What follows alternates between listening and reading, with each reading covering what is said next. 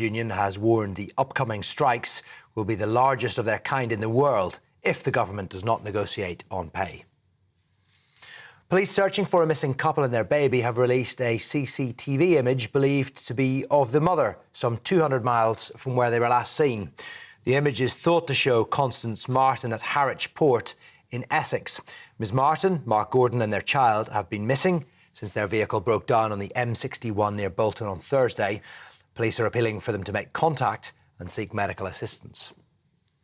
Ukraine's President Volodymyr Zelensky says Russia's call for a ceasefire had been deceptive, adding that shelling of the eastern city of Bakhmut continued, where this resident has been describing the damage. Our town used to be so beautiful. There were roses everywhere, flowers. It was clean. Everything was kept in order.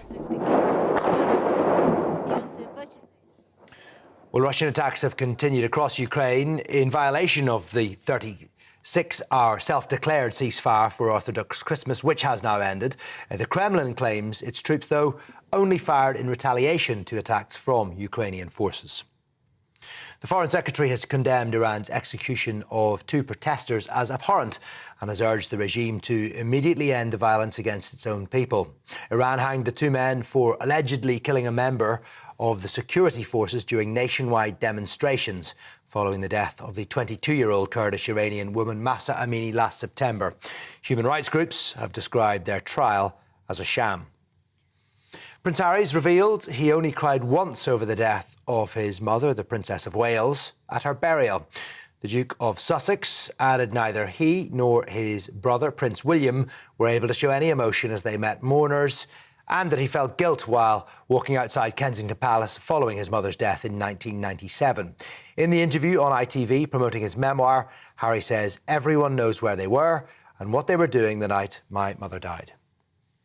TV, online and DAB plus radio. This is GB News. Now it's back to headliners.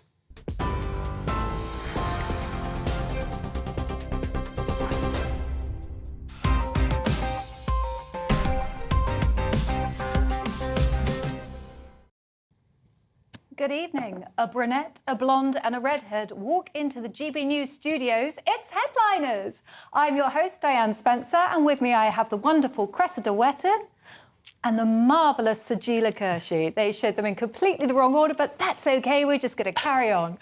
Let's take a look at tomorrow's front pages, and we start with the Sunday Telegraph.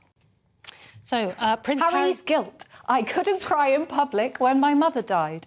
To the Observer now. NHS hospitals push private route to quick and easy care. Sunday Mirror. Harry, quote, has made Invictus Games a target. Sunday Times, NHS to buy up care beds to clear wards. Sunday Express, Harry puts children in danger. Little inflammatory, that one. The Sun, Will's lunge at me after Philip funeral. My word. The Star on Sunday, invasion of the sex-mad squeakers. And those were your front pages.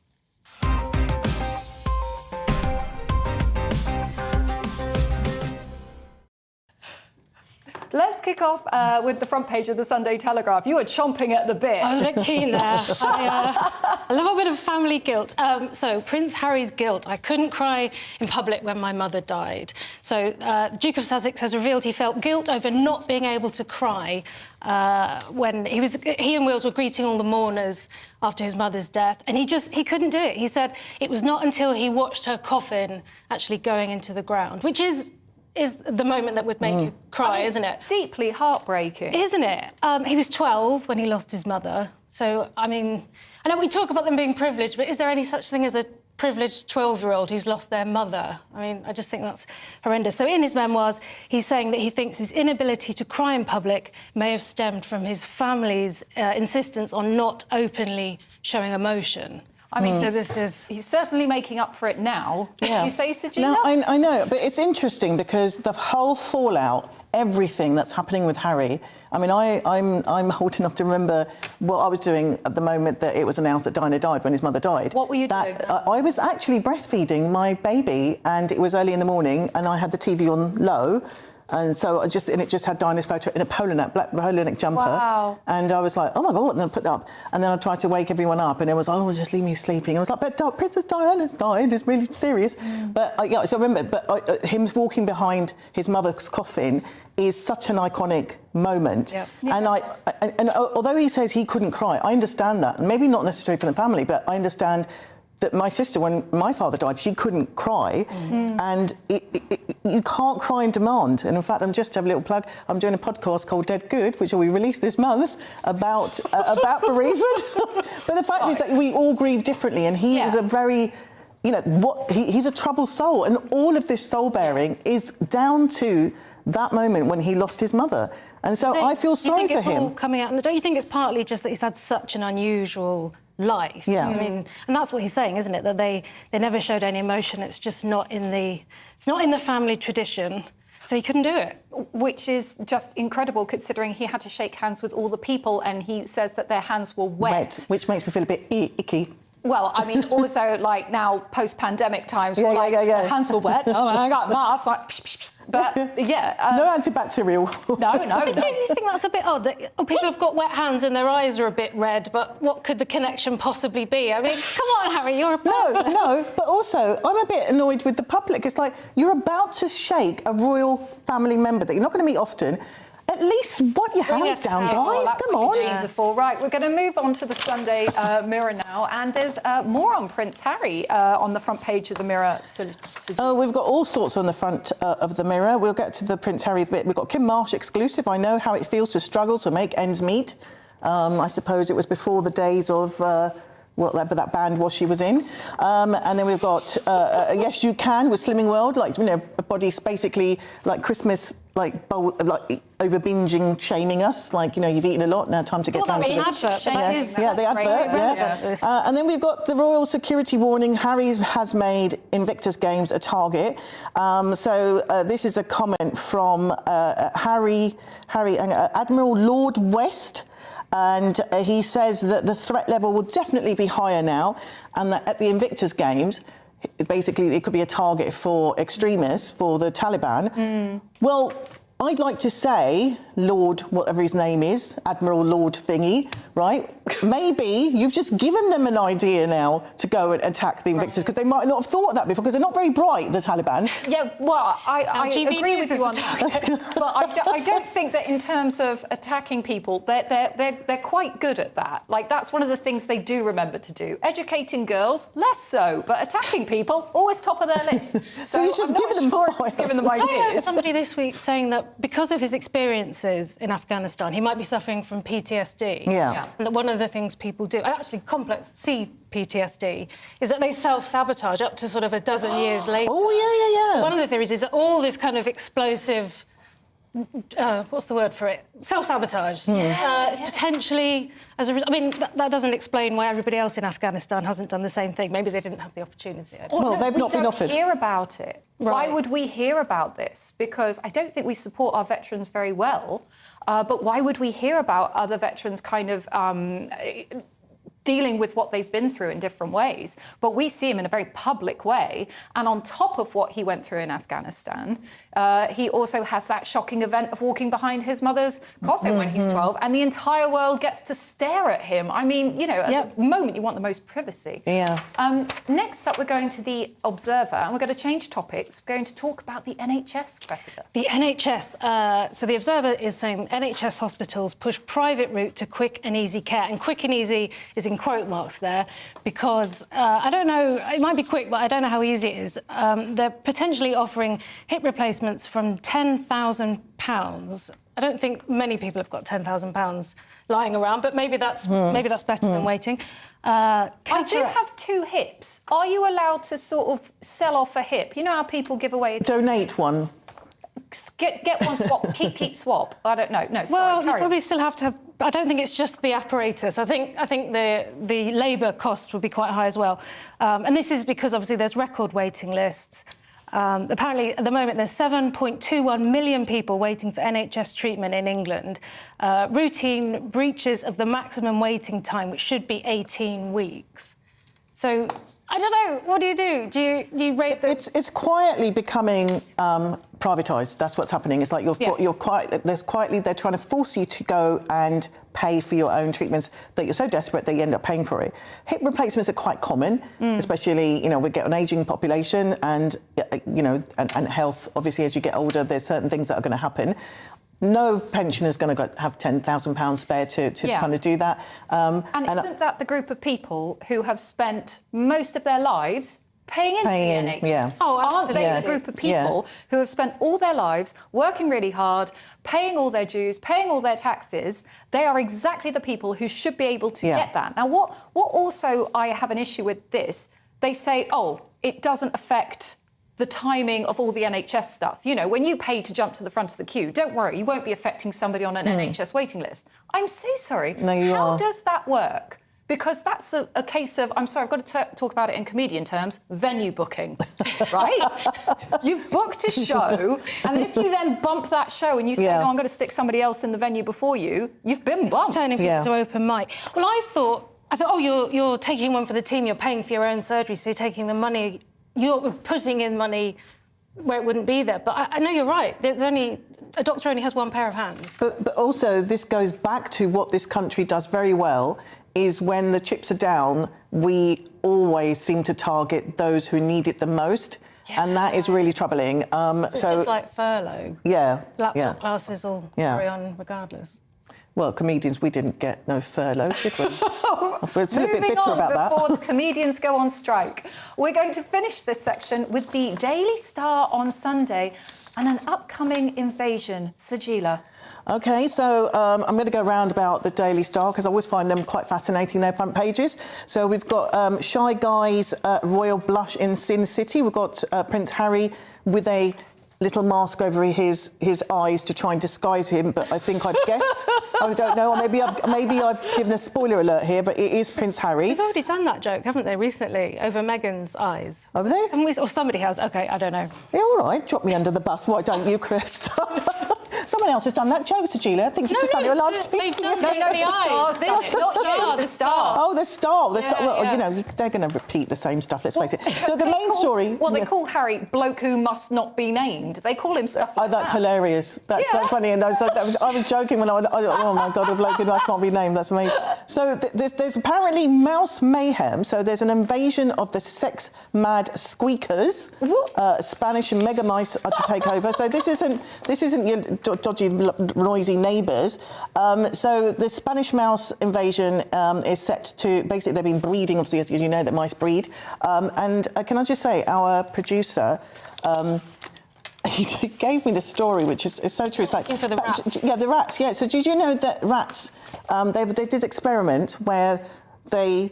had the rats, the observer rat, so basically a voyeuristic rat, was watching another rat who was being stroked and petted and given treats. And when they got the treats and was stroked and petted, basically the observer rat was jumping up and down with joy and was really excited. So it's like a really dodgy, weird rats dogging kind of scenario happening here. But yeah, so there is this invasion of the sex-mad squeakers, as only the Daily Star do these kind of stories well, really. That's we've got to be thankful for someone doing them, right? Brilliant. Good use of funds. Yeah, but isn't there an interesting thing about these sex-mad squeakers? Although they're kind of taking it from the idea... I mean, you said they're not noisy neighbours. I don't know. I mean, I did live next to a Spanish couple once, and when they get going, they do enjoy themselves. But isn't there... Hola! Isn't there the idea that they could create super mice? Yeah, oh my God, we don't need that. Being very up for it. Well, no, there's a chance that there are a certain type of mouse that they keep breeding and they could be immune to certain poisons. And so, therefore, we will literally have a country full of sexy mice that are just doing it. Not sexy mice, but you know what I mean? Mice who Confident mice. Confident mice. Let's go with that. Fantastic. with no low self-esteem.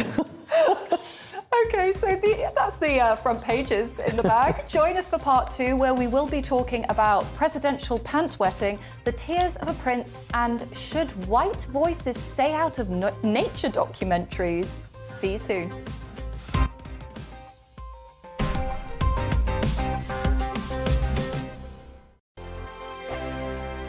We are GB News, and we'd like to say thank you to each and every one of you for bringing us your conversations, for helping our great nation find its voice. We are here for you on radio, television, and online, across England, Scotland, Wales, and Northern Ireland. It's not the BBC, you actually get your facts right. We are proud to be GB News, the People's Channel, Britain's news channel. Monday to Thursday, 9 p.m. till 11 p.m. Join me, Dan Wootton. I'll bring you the sharpest takes and hottest debates. Do you not believe in prison? I don't believe in prisons. I'm completely stunned. I guarantee you there'll be no spin, no bias, no censorship. I actually was personally quite offended by it. And no reason to go to bed. So I guess they've always been quite woke. That's Dan Wootton tonight on TV, radio and online. Monday to Thursday from 9 p.m. till 11 p.m. on GB News. The People's Channel, Britain's news channel. Hello there, it's Eamon Holmes here from Breakfast on GB News. We're not just on your television and your screens, We're on DAB plus digital radio, so you can listen to your favourite shows on the move. If you've not yet listened to GB News Radio, it's very simple. We're on your radio player and tune-in apps, on your smart speaker, phone or tablet, or online at gbnews.uk. Take us with you wherever you go. GB News Radio. You never have to miss a moment of the People's Channel. Join me every Sunday at 6 p.m. for Gloria Meets. In exclusive interviews, I'll be finding out who our politicians really are and what they really think. It's something that you would never want anyone to suffer. I didn't know what channels there were. I didn't think I'd be believed. I must have weighed about 7 stone and I'm 5'8". My instincts was to sort of cover this up. Clearly that was a mistake. Join me every Sunday at 6 p.m. on GB News, the People's Channel, Britain's news channel.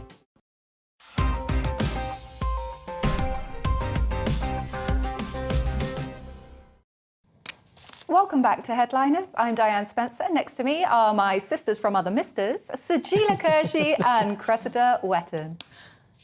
Let's begin with the Sunday Times, and the US House Speaker vote is finally over, Cressida. Finally. Kevin McCarthy elected US House Speaker on 15th vote. That's insane. Isn't it? Kevin McCarthy was finally elected Speaker of the US House of Representatives in extraordinary scenes when Republican rebels came around after the longest standoff since the Civil War.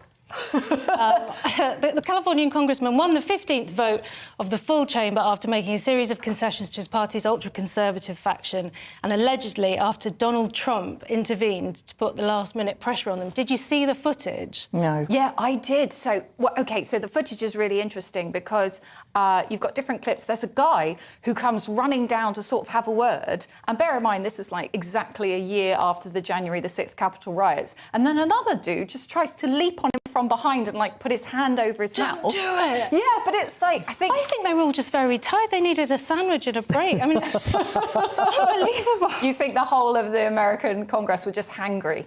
Yeah, I'll go with that. 4 days of Republican infighting culminated in chaotic scenes. Yeah, exactly. Well, they're saying that essentially now Kevin McCarthy had to give a lot away to get those last few votes. You've got to admire his perseverance. If I was turned down for a position that I had to be elected for, once, I'd be like, fair enough, I'm out of here. But 15th time, but it's going to get interesting. Because he is so in cahoots with Trump, and he's apart from the only thing he didn't support him on was the Capitol, right? That was the only thing, and he's anti-immigration, anti-same-sex marriage. He's against climate. He's basically a climate change denier. Oh, no. He's 100% supporting Trump, and this, I think, is kind of interesting because Trump has said he's going to be running again. And so where this marriage goes, nobody knows. Well, we do know because it's not going to be as good as doom and gloom. Well, you say that. He says, I hope one thing is clear after this. I never give up. I believe you. Definitely perseverance. We believe you. Let's turn to the Sunday Telegraph now, where in Iran, a national karate champion has lost his life fighting for the freedom of others. So of course we know about Maha Amani, the Kurdish woman who who died under very suspicious circumstances. She's 22 years old. Yes. So then we had the fallout, which was I was going to say riots, but really it was a protest. And two men, Mohammed Mazi Karami and another man, I must get his name right, Saeed Mohammed Hosseini, were accused of killing a member of the Basji militia who are linked to the Islamic Revolutionary Guards Corps. So it's very much the very people that would have stopped Maha from, like because her job wasn't sitting correctly. The morality. They're the same. They're not nice people. And so these men, and the problem is, I cannot believe the fact it's 2020s, in the 2020s, that we have still got these executions happening willy-nilly without due trial, and every human on the planet has a right to a fair trial. And in Iran, they don't. They make up these charges. They don't have a fair trial. This poor man, he couldn't even see his family for the last time, and he was hanged on Saturday, I believe, wasn't it? Saturday or Friday. Yeah, but you say we, but it's not we. No, it's not we. Yeah. No, it's not we. And I'm talking about we as a humanity. Yeah. I'm not talking about we as British. I'm not just thinking. There are some laws that are universal when it comes to human rights, which is right that we all adhere to them, every nation, because there should be some sort of kind of practice like that you says think there should be a global acceptance. Well, there is, because what human rights are. Yeah. Having a fair trial is one of them. Yeah. This is why the human rights organisations, they're obviously, they're fighting for this. There's, unfortunately, if you are kind of like a Brexiteer and say, well, we want to make our own laws, then we can't go into other countries until I make their laws. However, we can stop people from committing global human rights abuses. Right, yeah. Well, Iran are denying that the confessions were extracted under duress, so that's reassuring. Do you think that now there's so much footage of this? Do you see there's a map? They've taken footage from parts of the violence and looked at what's on the ground, so they can actually create a map to show where this is all happening. And we're seeing it, aren't we? Yeah. So this isn't in previous times you wouldn't have been able to see all this. There's no denying that it's happening. No. Yeah. And I wonder, does that mean the revolution is? I think the revolution already started last year with women fighting back. And it's always the women, isn't it, that start it. But there have been some brave men as well also doing the same thing. But we can only keep highlighting it. If we're going to use social media, let's use it for good, I guess. I think that's a wonderful idea. Right, on now to The Independent. And we're used to our own politicians leaking stuff, but not quite like this. Cressida? This is extraordinary. Journalists detained over video appearing. It is footage. Video showing South Sudan president wetting himself. So 6 journalists have been accused of knowing how this footage was released. Again, have you seen the footage? Very awkward. I don't know if we're planning to bring You've Been Framed back. It's just horrendous. Comedy music. Do we have the footage? Well, you can Google it. Oh, we don't. We don't have the footage, but definitely find it. This programme does get repeated in the morning, so good morning, everybody. Sorry, don't worry, we won't show it. I mean, it's not very dignified, poor old guy. There's even comedy music playing in the background. Anyway, journalists employed by the state-operated South Sudan Broadcasting Corporation have been detained, and they've been detained for longer than they should have been. So that's kind of the wider picture here. Press freedom's a big issue. There hasn't been an election since 2011, and so there's been a lot of unrest. They're going to have one in 2024.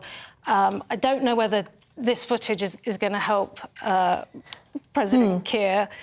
There's also rumours circulating that he's unwell. He's 71, so it's making him look. Well, obviously, it looks ridiculous. I mean, 71 is quite young in terms of world leaders, isn't it? Well, compared to others. I got to say, I mean, obviously, a man is entitled to have his dignity. However, I read that he was given a Stetson hat in America when he went to the White House by George W. Bush. And since then, he bought loads. So I was just thinking, why didn't he just take his Stetson off and kind of put it in the damp area? Because that could have, saved his dignity. Watch the footage. Yeah, all will be revealed. But also, that was just a tongue-in-cheek thing there. But it is a job of a journalist to kind of report the truth and facts, and also to kind of, if it has been, as you say, since 2011, then it's obviously they're trying to change the regime, if you like, and so they are trying to sort of like, oh, you know, just kind of, but to put them away from prison, that's like affecting free speech. You know, like obviously journalists must have a right to be able to write. But again, you know, but yeah. We're talking about South Sudan, we're not talking about Britain. So, Sajila, let's move on now to the Sunday Times. And let's talk about the wrong kind of bullet points that you might get on a blackboard. Oh, yes, of course. So this is in America, in the Sunday Times. 6-year-old shoots teacher after a row in Virginia's school classroom. A 6-year-old pupil, I want to repeat it. 6-year-old pupil shoots a teacher after a row in Virginia classroom. This is horrific. So a child was basically had a handgun, shot his teacher during an argument in class, leaving her with life-threatening injuries. Now, there's two questions here. How did the 6-year-old get a hold of a gun? Or gun control. Yeah. Well, 2, how does a 6-year-old get so angry that he thinks it's OK to shoot your teacher? Right? I'll stop. I'm sorry, because I've been a mother of a 6-year-old child, and I know it's 6. They're really adorable and cute. And you have to ask. Yours was. And you have to ask yourself, at 6 years old, what is going on in that kid's home that he thinks that's okay? What are you being exposed to? Because I guess the gun laws are terrible and it's appalling. How also did the school let this child come through with a gun? How is that not? I mean, PE bags are very obvious. You know, those little PE bags. You say let. Like, they have metal detectors outside some schools, but this one didn't. And this one didn't. But I mean, I admit, like, in a country where an adult can go and buy as many guns as they want and they can just leave them scattered around the house and use them as paperweights, yes, that's going to present a problem. If you've got a 6-year-old child and maybe they just leave guns lying around and when they have an argument, they shake guns at each other, I don't know.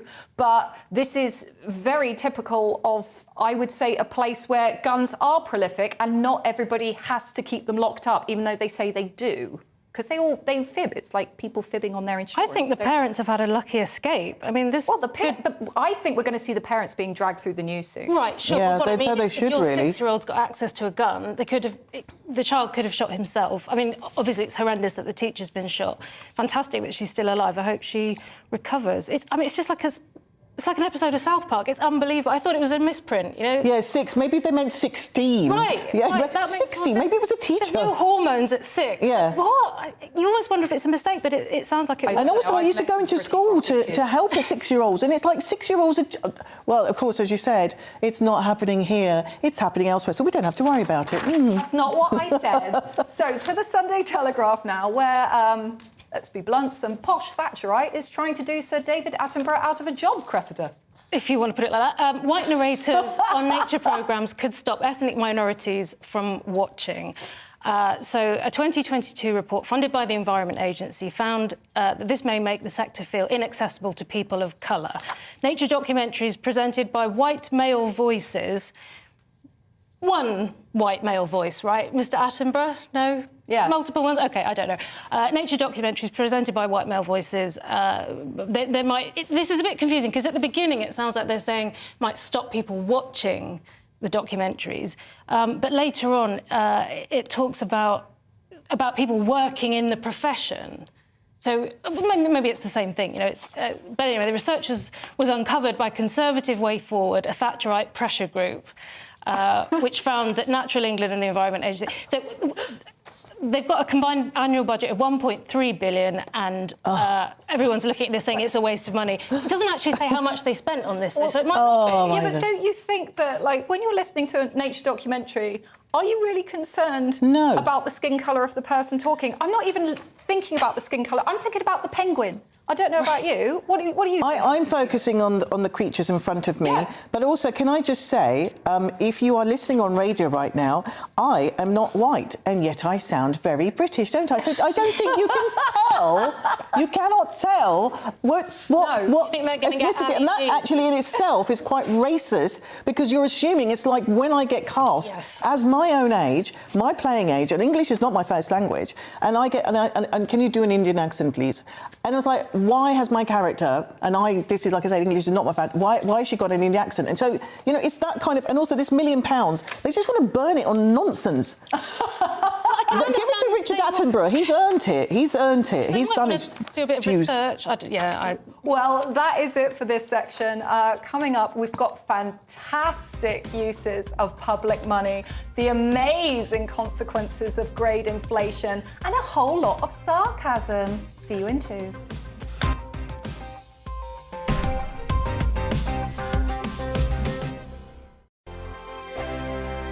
Monday to Thursday nights on GB News. At 6, it's Dubes & Co. 7 o'clock, Farage. At 8, join Mark Stein. And at 9, Dan Wootton Tonight, followed by Headliners. On TV, radio and online. This is GB News. We are GB News, the People's Channel. Why not take us home with you by visiting the GB News shop at gbnews.store. You'll find all the official merchandise, a really good present actually for yourself, your friends or your family. We ship across the UK mainland at no extra cost. GB News, the People's Channel. Here on GB News Live, we'll be keeping you in the picture, finding out what's happening across the country and finding out why it matters to you. We'll have the facts fast with our team of reporters and specialist correspondents. Wherever it's happening, we'll be there from 12 noon on TV, radio and online. GB News, the People's Channel, Britain's news channel. Monday to Thursday on GB News, it's Bev Turner Today from 10 a.m. We're going to be here for you, our GB News family, to keep you up to date, but also make you smile. The guy went from puberty to adultery. And I can't wait to bring a few of my own opinions. I have no time for cultural totalitarianism. We'll engage in passionate, but always polite debate, with your thoughts and opinions at the centre of it all. Only on GB News, the People's Channel, Britain's news channel. Hi there, it's Stephen and Anne. At breakfast from 6 a.m, you'll always be caught up with everything you need to know, the latest headlines, opinions and debates. We'll bring you the good news and the bad, but most of all, we're here for you. Remember, send in your views and let us know what you would like us to talk about. That's because we're your news channel. And every morning at 6 a.m, it's breakfast on GB News.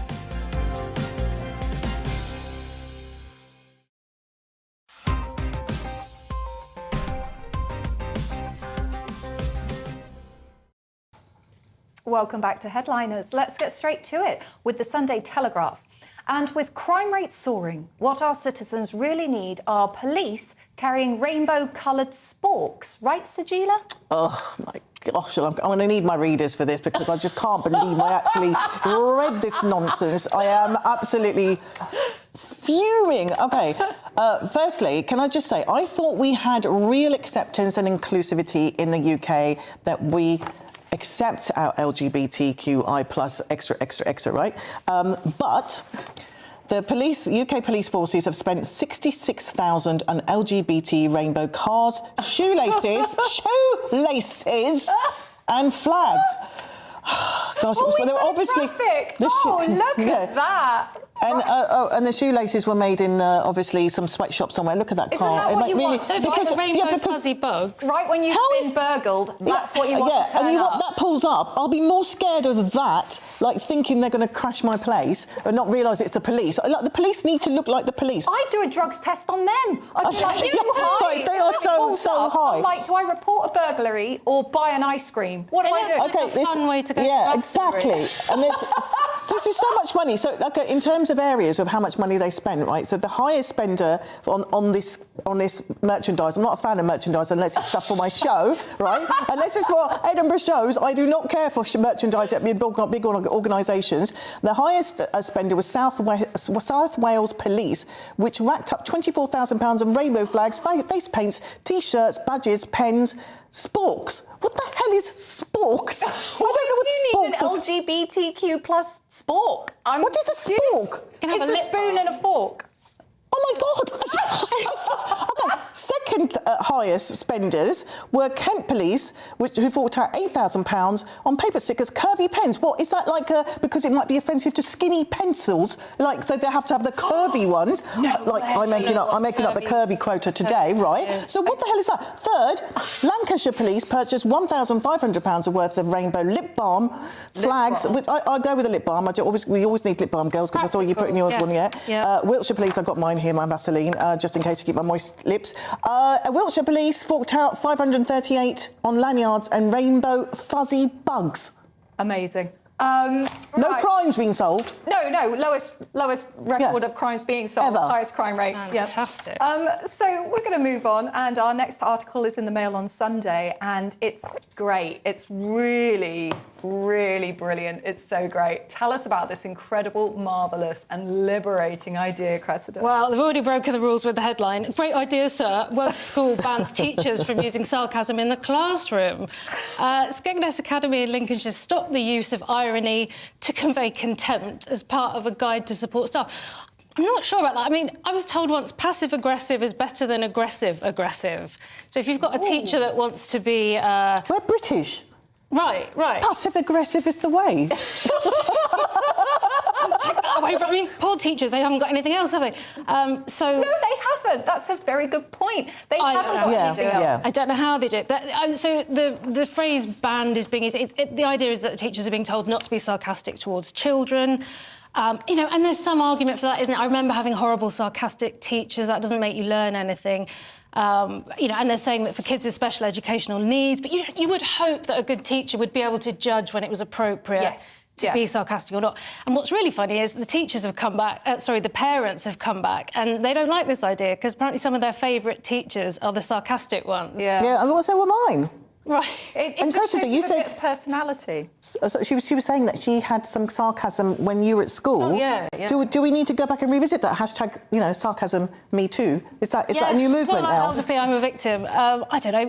It makes me think of Greg Davis playing Mr. Gilbert in The In-Betweeners. I mean, he's a tragic character, isn't he? He's not having a nice time. No. I feel sorry for the teachers. Let them carry on. Let them have sarcasm. Back to the Observer now, and the census has told us that birds of a feather do tend to flock together. And this is about where people live. OK, so why is Rochford England's straightest place and Brighton its gayest capital? So the recent census, as we know, suggested that people in Essex district were 6 times less likely to be gay than in those in East Sussex City. So Brighton and Hove, actually, because you must say actually afterwards, apparently, Brighton people and Hove, actually, for decades, England's unofficial gay capital can now actually officially own the crown. But didn't we already know this? Like Brighton, it's so gay. That's where it's the gay mecca. You know, it's where everyone goes. And if you're green and if you like wearing rainbows, well, most of the police force will probably go down there as well. I don't know, but I don't think that's a surprise. What the surprise is that you move where you enjoy. Exactly. And you feel you feel at home. Where do you live? I live in London, but I'm originally from the West Country, very sort of rural. Small town. I didn't like it. I like it here. There's stuff going on. It suits me, you know, whereas other people like the peace and quiet, don't they? Me, I live in Surrey. Yeah, I like peace and quiet. You're a London girl. Yeah. Well, I live on a trading estate because, what can I say, I love a sausage bat. I do. You're not from London originally, or you are? Oh, yeah. I'm a bit of a mongrel. Right, okay. I was born in Worcester and I sort of grew up around the place. But I think the point of this is that it's saying that, some people are saying that it's OK for them to be... because you can be out and proud in Brighton, it's more likely that people will flock to Brighton if they are gay. And so that's why sort of the statistics are very different there, whereas in somewhere like Rochford... was it Rochford? Yeah. But I thought it was quite interesting. In this article, they interviewed a tattoo parlour and somebody who does microblading on eyebrows. And I thought, OK, that's unique. You want to interview anybody else, maybe an accountant or an estate agent? But also what I found interesting was that in Rochford they're saying that a lot of people didn't answer the question in terms of what their sexuality was because they were avoiding it because they didn't feel comfortable. So the numbers actually might be higher, but they just don't feel sort of more comfortable kind of opening up about that. So that was interesting. And less trans as well in that region as well. So you see, then it goes back to the argument that some people would say of having a rainbow-coloured police car because then they say that people might feel comfortable and it encourages people to be comfortable. So it's interesting how things all sort of fit. Look at Cressida's face. She's like, lost my face. No, it's difficult. Isn't it? And then there's a mention later on in here that you still get gay bashing in Brighton, which is just, implying that it's a target because bigots know that it's there. I don't know. But this makes me angry because I thought we'd got beyond that. Do you know what I mean? I think, we shouldn't even. That's why I was thinking that the rainbows. It is a place like gay people can feel more like connected to, but at the same time we've gone over the top. We don't need that much, and we don't need to spend so much money in this cost of living crisis. We just need to be a bit more tolerant and nicer to each other, surely. And the voice of reason from Sajila right there. On to the Sunday Telegraph, and 2 and a bit decades ago, when I was at university, we had inflatable sofas, but not inflatable grades. Cressida, what's going on? I remember those. I remember. Universities report rise in dropouts after inflated pandemic A-level grades. So, surprise, surprise, teachers were giving out estimated grades rather than real. I don't want to say real, but, you know, they were giving the kids grades because they weren't coming in for exams. Why you couldn't do online exams, I don't know. So all these kids... Because you could cheat. Yeah. Good. I've got A-levels. Yeah, good, very good point. So the problem is now that people have gone to university, possibly got into courses they shouldn't have got into and dropped out. Having said that, of course, there's a cost of living crisis. There's lots of reasons why they might have dropped out. Could be the buoyant jobs market. You know, people aren't... University's expensive, isn't it? And nowadays people aren't necessarily... I did philosophy. There's no financial justification for that. Had a lovely time. But also mental health with the young people. Obviously, jam to lockdown has been, you know, completely out the window. Or they're just really thick kids and they've just got to leave. They can't do it. Well, I mean, you see, my 2 stepdaughters, they were doing their A-levels through the pandemic, and it was deeply unfair because obviously they had that experience of not being able to attend lectures. They had to do these exams, and it's kind of unfair on those kids to say that their grades are inflated because you think, well, not all of them are going to be inflated. Some kids genuinely got the right grade, you know, and it kind of like dampens all of them. But, some now are they're at university. Some are going to stay at university, aren't they? Exactly. But now they're at university, something that my stepdaughters both said to me is that they hate the online learning. They love the fact that they can go into the classroom, they can be with the lecturer, they can do all of that. So... I don't know, that generation have been through something that none of us can really understand. So I think support for them is quite important, really. But they haven't done a contrast between kids dropping out now compared to before pandemic. It made, because I just remember there were numbers of like mental health issues, like where kids were dropping out then. So it may just still be the same, but we're kind of blaming it on this inflation and stuff. And maybe that's you're right. Tell you what, I bet there's less of them in the STI clinic. Though. That might be the upside. They haven't got together, have they? Why would you know that? So we're going to move on to the Sunday Times next. You've heard of hate speech. Well, Tate speech is spreading a toxic cloud through schools. Sajila. OK, so how teachers are re-educating boys brainwashed by Andrew Tate. Now, if you don't know who Andrew Tate is, and I really didn't, and it was my young nieces, 14 and 11, who told me, Carla, they said, that's what they call me, auntie, you don't know. He is a terrible, misogynistic man, and we don't like him. We've got a picture of him here. Okay. And, you know, you can really see why Greta Thunberg told him to write to her at Get a Life. Is that his Tinder? And that's the big machete in his bed. My God, I mean, honestly. If you really need to know anything about the man, satin sheets and a machete with sunglasses, yes, you're so cool. I mean, he couldn't try harder. It's quite... Well, he's an influencer, and the problem is he has been influencing a lot of teenagers. Yeah. So what teachers are now having to do in schools are they're confronting his misogynistic manifesto, alliteration, everybody. Did I say English wasn't my first language?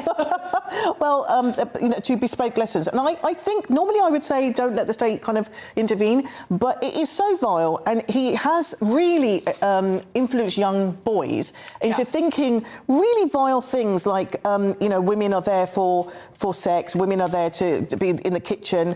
I can't even, you know, it's this toxic masculinity that he's promoting. And what what's quite worrying is that he started this thing called Hustlers University, which essentially was a pyramid scheme where you spread Andrew Tate's content. And what he does is that he sort of goes in with the whole, hey, you can make a big living, you can be the big dog. And he goes in with that, and so these people sort of listen to it and go, yeah, I can be the big dog. I can, like, earn lots of money. But then he slips in the misogyny. Well, this is the thing. I mean, let's see what happens, because he's currently in prison in Romania. Let's find out if he is a human sex trafficker or not. We don't know that yet. But I've been listening to some of his long-form interviews. I'm really interested in this, because Me too, yeah. I'm personally very interested in all this anti-male stuff. I don't think it's good. I think if boys are dropping out of education and all that stuff, what you don't want is some hero to appear that's going to cause trouble. So I've been listening to a lot of what he's got to say. I listened to an hour and a half of him and Piers Morgan. Yeah, I saw that one. I listened to 2.5 hours of him on a book. So I've really got a sense of the guy. Yeah. And it's like going into a restaurant and having a really fancy meal, but there's a turd in it, because a lot of what he says is really interesting. It's about commitment and training and all that sort of... Yeah, but he contradicts himself. He will say 1 minute that you should commit and being in a committed relationship is brilliant and you should really do it. And then the next, he'll say that women are all whores and that they're always sleeping around. And you can get a practice girl. Yeah, you do. Yes, he does. And he says you can get a practice girl and you just do this. And all this, but it's worse than that, the stuff that he says. I wish I had an actual quote right now. Yeah, I do, because you are questioning. And I was struggling to find it. I heard I wonder whether it's all been banned. Yeah, Diane, the thing is that what the scary thing is that he is quite captivating to listen to. From someone like, obviously, yourself and myself, you know, we don't agree. I'm sure we agree, we're on the same page with that. But he was interesting to listen to. It's like, at moments I'm like, want to scream at him, like, what the hell? And then there's other times, so if you're a young 14-year-old boy, and this is what's happened, he's captivated, and someone's described it as a version of radicalisation, and that's exactly what extremists do, and this is no different, that they've bought into this magnetic man and thinking that this lifestyle, it's like, oh, well, I don't want to go to school. And kids are dropping out of school, as you say, Well, the website is very child. It's I mean, that picture's nothing. I looked at the website and the graphics, I mean, it's comic. It's aimed at young boys. And the problem is, I really feel for the teachers who are trying to combat this, because I remember being at school. I went at school, there was a boy who, I won't name him, he did a bomb scare on the school. Like, there was a lot of...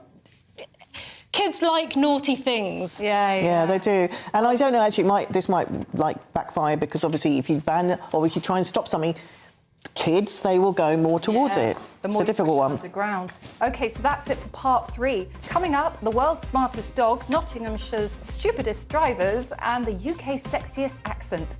Sorry in advance, Birmingham. See you soon.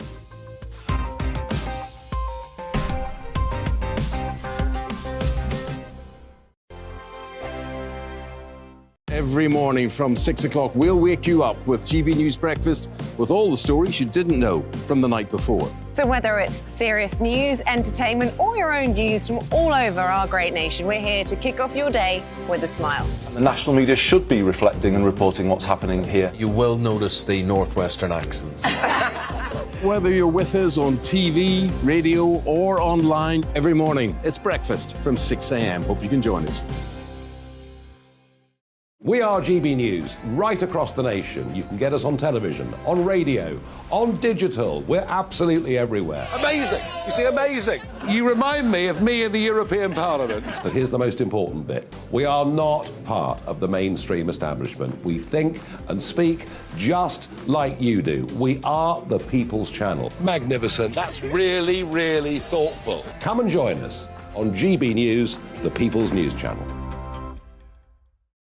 My name's Tom Harwood, and join me 9:30 a.m. every weekday for The Briefing, your one-stop shop for everything you need to know about what's going on in politics today. I wonder if this is a deal that might need to be like the biscuits in this factory, twice baked. Is there not an opportunity here to win out against the extremes? Tom Harwood, GB News. What are you going to do about it? Things should have been done differently, and they certainly are being done differently. Don't miss it. The Briefing with me, Tom Harwood, 9:30 Monday to Friday on GB News. Join me, Nana Akue, Saturday and Sunday afternoons on GB News. Expect fiery debate and passionate discussion as me and my panel tackle some of the biggest topics hitting the headlines. It's a place for everyone's opinion. No one gets cancelled, but no one gets an easy ride. Oh, she's on it today. Be ready for conversations that are fierce, frank, and of course, fun. Every Saturday and Sunday afternoon from 4 p.m. on GB News, the People's Channel.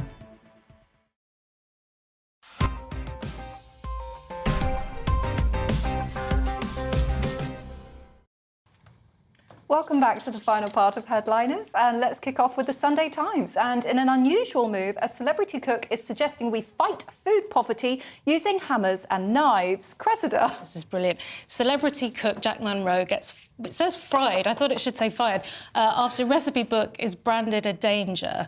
So Jack Monroe tells readers of the Thrifty Kitchen, which is on sale for $19.99, that they cannot afford a tin opener, but they can afford a book, to use a small sharp knife that you're not particularly attached to, a hammer or mallet, a bit of vigour, some patience and a very steady hand.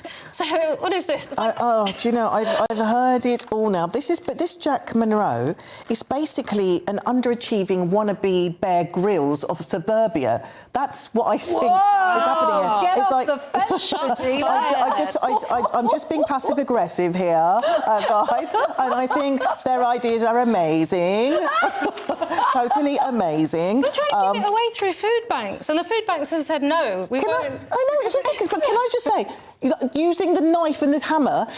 Or, I don't know, people, maybe you could knock on the next door neighbour's house and say, can I borrow your can opener and a bowl of sugar and some milk and some tea bags to make the tea and everything else, because that's what we would do, right? I'm surely that's a bit more sensible than cutting your hands up. I tried to use those can openers, you know, the ones that you do, like, when you take a camping. Old-fashioned ones. Yeah, I cut my hand. How the hell are you... This is not safe at all. No. Asking somebody to attack a tin of beans with a hammer and a knife is quite insane. And like you said, Cressida, Thrifty Kitchen on sale for $19.99. When you can buy a tin opener from... But it's super... £1 shop. If you buy a copy, so you're spending $19.99, but a food bank's getting a free copy, except they're not now because they've banned it.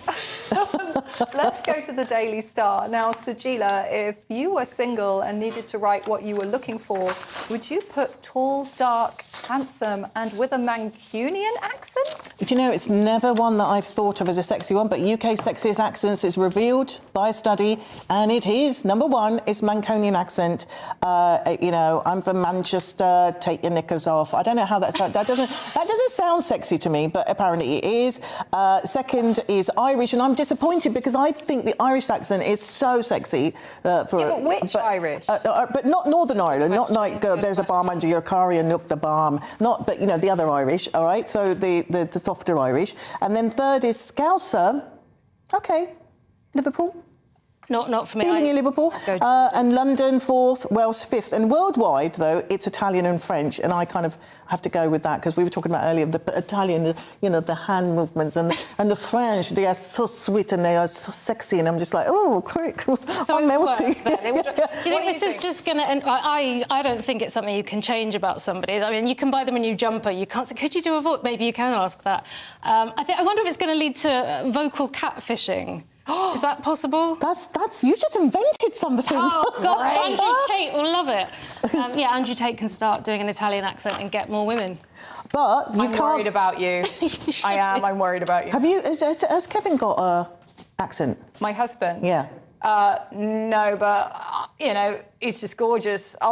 Okay, so you wouldn't. So basically, your heart wants what you want, and I was, you know, there was a Brummie once, and it just, I thought I love him, but then it's like, I really, really think I love you, and it's just I'd say that about Manchester. Yeah, but still loved him. Okay, so on to the Observer and Cressida. Should we judge a book thief by his cover story? Nice. Man pleads guilty to stealing more than 1,000 manuscripts.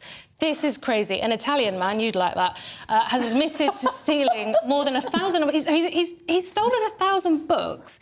But the way he's done it is he already worked for a publishing company, so he's in publishing, and he's impersonated other agents, presumably bigger ones, and publishers over email to obtain novels and other works from writers and their representatives.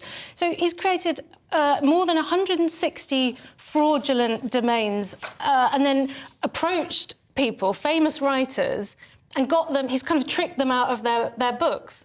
And the strangest thing is, his motive's never been clear. Yeah, but he's just got a script fetish, right? He hasn't sold them. He hasn't done anything with... There's no money. No, I know, but it's not got a script fetish, and I get that. That's okay. However, this crime, he could get up to 20 years for this. It carries a maximum of 20 years, which made me so angry, because do you know that someone who grooms a child on the internet can get 10? How is the law so screwed up that someone who's got a bit of a fetish about collecting scripts that they're not making money out, they're not trying to plagiarise, gets 20 years, and even rape gets less? Maybe they need someone to sort out the prison library. I don't know. Sorry, that's the most optimistic I could put on that, the most optimistic spin.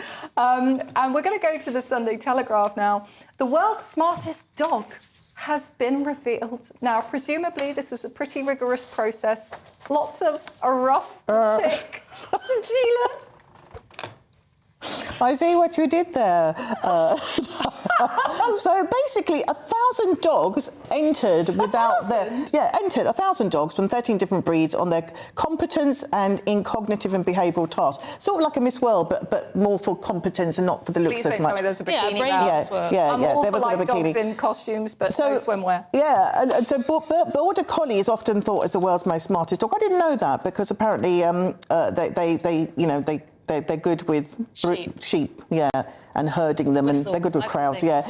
But now they found that the Belgian Malonus may be the most intelligent canine, which actually looks very much like a Border Collie. I can't tell the difference between cars and dogs, really, but yeah, they do look similar. And most breeds, they always did a SWOT analysis on these dogs, so like a strengths, weaknesses, opportunities and threats. Oh, look, there's the dog. That's the world's smartest breed. Yeah, and of it's dog. the cutest dog, actually, I have to say. That is a gorgeous dog. I love his little scarf. I wish it had a little mortarboard on its head. So the most breeds have their own strengths and weaknesses, they say, and the Labrador Retriever, very good at reading human gestures, but not good at spatial problem solving ability. So they can tell that you're smiling, but they can't park the car. Yeah, very, very rubbish at parking their cars. The Shetland Sheepdog scored quite high evenly in almost all tests, but very low scores. Hang on, neither had very low... Oh, forget that. The Belgian Shepherd, let's go for it's because I haven't got my readers on, I'm trying to... Are we all dog people? Are we all dog... Cat person. I'm a dog. I lost mine in May, and he was a... You like dogs or cats? I'm sorry. Dogs. He was a big, thick, second-hand American bulldog. Oh, baby. He used to go... Rrr, but I loved him, because he was... Did he look a bit like you? Because then they say the dogs that you have are a bit... No, I'm sorry. Well, we're going to have to just stop there. But thank you to my wonderful guests. Tomorrow night, Mark Dolan is in the hot seat with Josh Howie and Eddie Brimson. But until then, take care of yourselves and we'll see you soon.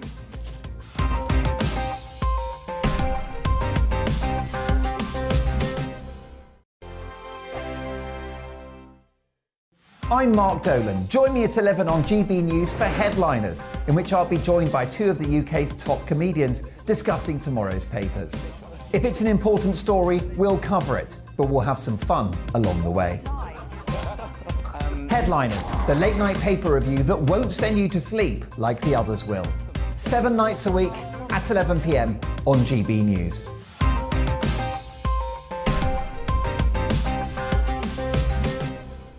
Hello, I'm Michelle Dewberry, and you can join me every weekday 6 till 7 on Jubes and Kerr. Me and my panel will get stuck right into the day's events, and I can tell you, in fact, I can warn you, expect some robust debates and strong opinions and perspectives from both sides of the fence. It's about you at home as well. I love to read out all of your comments, or at least as many as I can. So join me, Michelle Dewberry, Monday to Friday, 6 till 7 on Jubes and Kerr. I'm Mark White. As GB News Home and Security Editor, I cover those key issues that are so important to you. Our authorities, our communities doing all they can to combat violent crime. With the public services under unbearable strain, why are we still failing to control our borders? Defence, the first priority of any government, has been continually hollowed out. Can we trust our politicians to protect the armed forces? Join me, Mark White, on GB News. We are GB News, the People's Channel. And right across the United Kingdom. You can find us on Sky Channel 512. Virgin Media Channel 604. Freesat Channel 216. Freeview channel 236. And YouView channel 236. You can also take us with you on DAB Plus Radio. With the GB News app and at the website gbnews.uk. We're absolutely everywhere. Come join us on GB News, the People's Channel, Britain's news channel. Join my show Farage, 7 p.m. till 8 p.m. Monday through Thursday, and there you will get opinion, analysis, debate, and I'll cover stories that nobody else dares to touch. You've been cancelled. Join the club. Oh my goodness me. And then for the last 15 minutes, talking pints. Over a drink, we have a civilised conversation with someone. We very often disagree, but we do it in a grown-up way. Come and join me on Farage. Monday to Thursday on GB News, it's Bev Turner Today from 10 a.m. There's never been a more interesting but also critical time in British politics, and I can't wait to bring you the biggest stories of the day with the best factual accuracy and also a few of my own opinions thrown in. We'll engage in passionate but always polite debate with your thoughts and opinions at the centre of it all. Monday to Thursday, 10 till 12 on TV, on radio and online.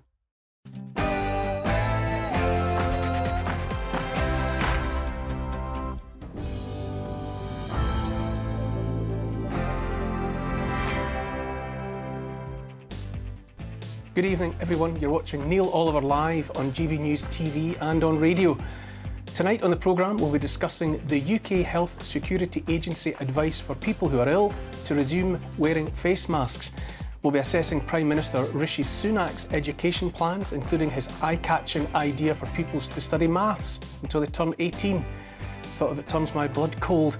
This week's Great Britain is Simon Lee, who has helped hundreds of young people to overcome anxiety and other issues. Plus, plenty of chat with my brilliant panel, Julie Cook and Tonya Buxton. All of that and more coming up.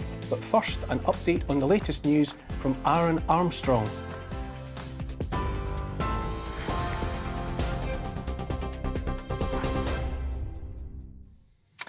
Hi there, it is 6:01. I'm Aaron Armstrong in the GB newsroom. Downing Street have described today's discussions between NHS leaders and the Prime Minister as highly valuable.